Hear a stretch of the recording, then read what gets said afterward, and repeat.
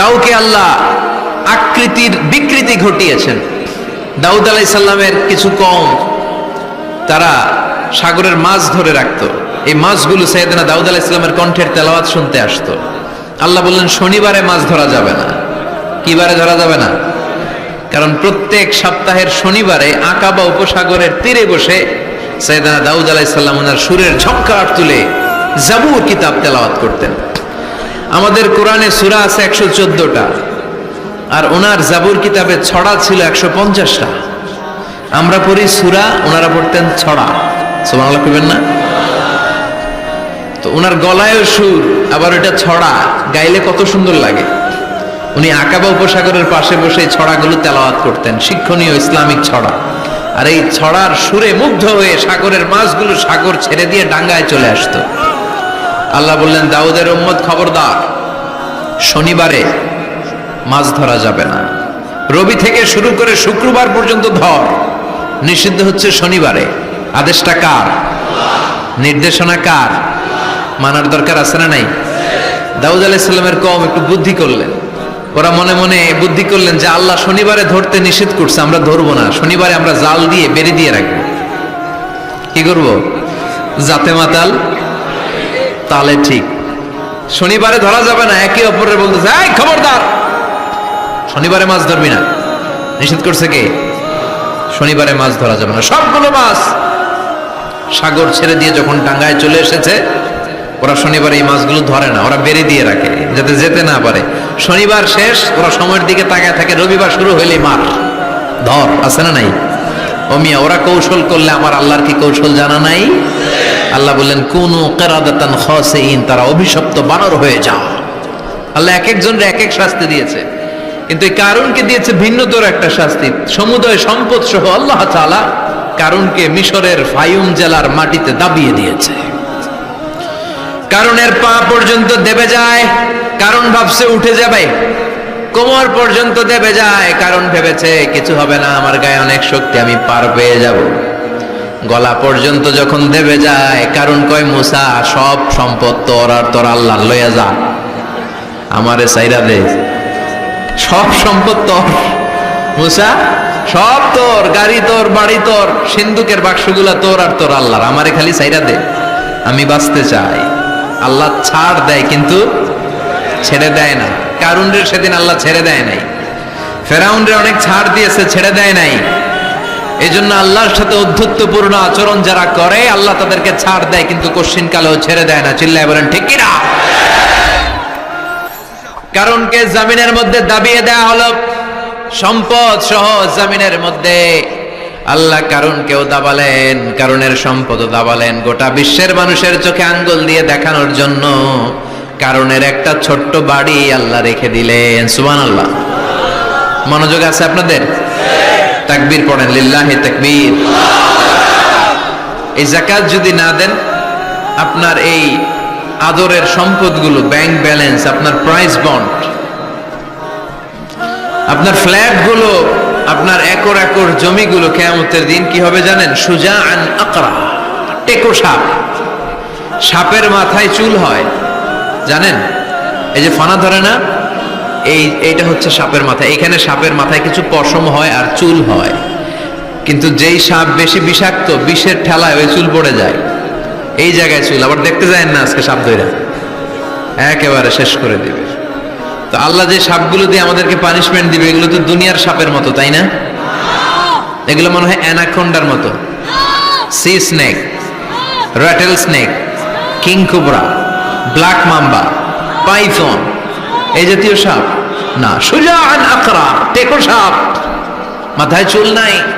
এক একটা ছোবলে আপনার পুরো দেহটা ভেনোমাস হয়ে যাবে, পয়জনাস হয়ে যাবে। এক ছোবলে দেহটা 70 গজ জামিনের নিচে চলে যাবে। গোপন দান আল্লাহর কাছে খুব প্রিয়। গোপন দানের মধ্য দিয়ে আল্লাহর ক্রোধ, রাগ কমে যায়। এজন্য গোপনে দান করবেন।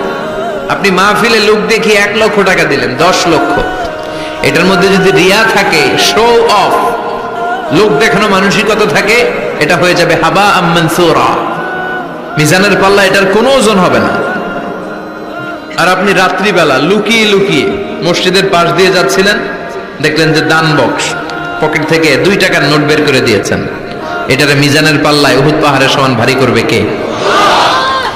এজন্য আল্লাহ বলেন, গোলাম তোর গোপন দান আমার কাছে প্রিয়। বান্দা যখন গোপন দান করে, ওই গোপন দানকে আল্লাহ বাড়াতে থাকে, যদিও এটা পরিমাণে কম। আল্লাহু আকবার। গাভীর মালিক যখন নতুন বাছুর পায়, গাভী যখন বাছুর দেয়, উটের মালিক যখন নতুন উটের বাচ্চা জন্ম দেয়, উটের মালিক বড্ড খুশি হয়ে যায়।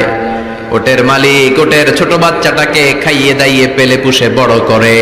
আল্লাহ বলে, আমার সন্তুষ্টির জন্য যে এই ছোট্ট দানটুকু সেই দিন তুই করেছিস, তোর দানটাকে পেলে পুষে বড় করে আমি উহুদ পাহাড়ের সমান বানিয়ে তোর মিজানের পাল্লায় উঠাইয়ে দেব রে গোলাম। এজন্য লুকিয়ে দান করাটা শ্রেয়। আপনারা যারা দান করতে চান, আপনারা শো অফ না করে লুকিয়ে দান করবেন। রাজি আছেন তো? আর সম্পদশালী যারা হয়েছেন তারা যাকাত দিবেন। যারা যাকাত দেয় না, উল্লাযীনা ইয়াকনিজুনা আয-যাহাবা ওয়াল ফিদ্দা ওয়া লা ইউনফিকুনাহা ফি সাবিলিল্লাহ ফাবাশশিরহুম বিআযাবিন আলীম। রব্বুল আলামিন বলেন, নবী, যারা সম্পদের মালিক, 10টা 20টা ফ্ল্যাটের মালিক, একরের পর একর জমির মালিক, বিশাল সম্পদের মালিক, তারপরেও সম্পদ জমিয়ে রাখে, আল্লাহর রাস্তায় যাকাত দেয় না, তাদেরকে আপনি কঠিন আযাবের সুসংবাদ দেন। পড়েন নাউজুবিল্লাহ। আওয়াজ করে বলেন তো, আযাবের সুসংবাদ হয় না দুঃসংবাদ? হচ্ছে দুঃসংবাদ, কিন্তু আল্লাহ বললেন আযাবের সুসংবাদ দাও। তার মানে এই আযাবটা যেন তেন কোনো আযাব নয়, এটা ভয়ঙ্কর একটা আযাব। এটা যেন তেন আযাব নয়। 1000 বছর জাহান্নামের ভেতরে জ্বালিয়ে রাখা লোহার খুন্তি দিয়ে আপনার পেটে একটা ছেক দেয়া হবে, কপালে একটা ছেক দেয়া হবে, পিঠের মধ্যে ছেক দেয়া হবে। নাউজুবিল্লাহ পড়েন। এজন্য আল্লাহ বললেন, কঠিন মর্মন্তুদ আযাব আর শাস্তি, পানিশমেন্টের সুসংবাদ দাও। ছেলে গণিত পরীক্ষায় ফেল করেছে, মা বলে, তুই ফেল করছস, তোর আব্বা এসে এমন মাইট দিবে, মাইট দিলে মজা টের পাবি। আচ্ছা, আওয়াজ করে বলেন, মাইট দিলে কি মজা পাওয়া যায় না ব্যথা পাওয়া যায়? কিন্তু মা বললেন যে মজা টের পাবি, তার মানে মাইটটা যে কড়া মাইট হবে, শাস্তিটা হবে বড় ডেঞ্জারাস শাস্তি। এই শাস্তির তীব্রতা, মাইরের তীব্রতা বোঝানোর জন্য মা মজার কথা বলেছেন। চিল্লায় বলেন ঠিক কিনা? এজন্য সম্পদশালী যারা হয়েছেন আল্লাহর শুকরিয়া করেন, আর বছরান্তে যাকাত দিয়ে দেন। সম্পদের মধ্যে বরকত দিবে কে? সাইয়েদনা মুসা আলাইহিস সালামের নাম শুনেছেন?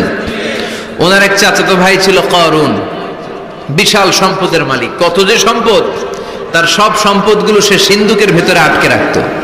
আর ওই সিন্ধুকের তালার যে চাবিগুলো, ওই চাবিগুলা কাঁধে তুলতে 10 জন মানুষ লাগতো। তাহলে সম্পদ কি কম না বেশি? সাইয়েদনা মুসা আলাইহিস সালাম বললেন, আল্লাহ তোমাকে সম্পদের মালিক বানিয়েছে, তুমি এই সম্পদের যাকাত দাও। কি দাও?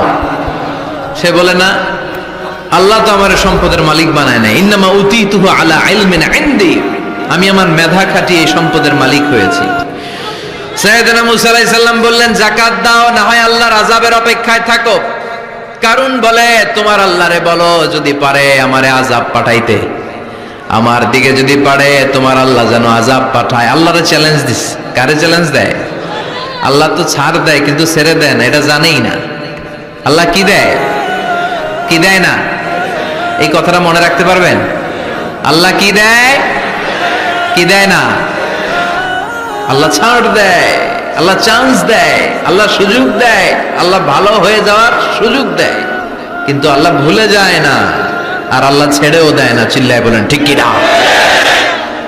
কারণ বলে, তোর আল্লাহরে বল, পারলে আমারে মারতে, পারলে আযাব পাঠাতে বল, দেখি তোর আল্লাহর শক্তি কত রে মুসা, আযাব পাঠাতে বল। আল্লাহ বলে, ফাখাসাফনা বিহি ওয়া বিদারিহিল আরদ।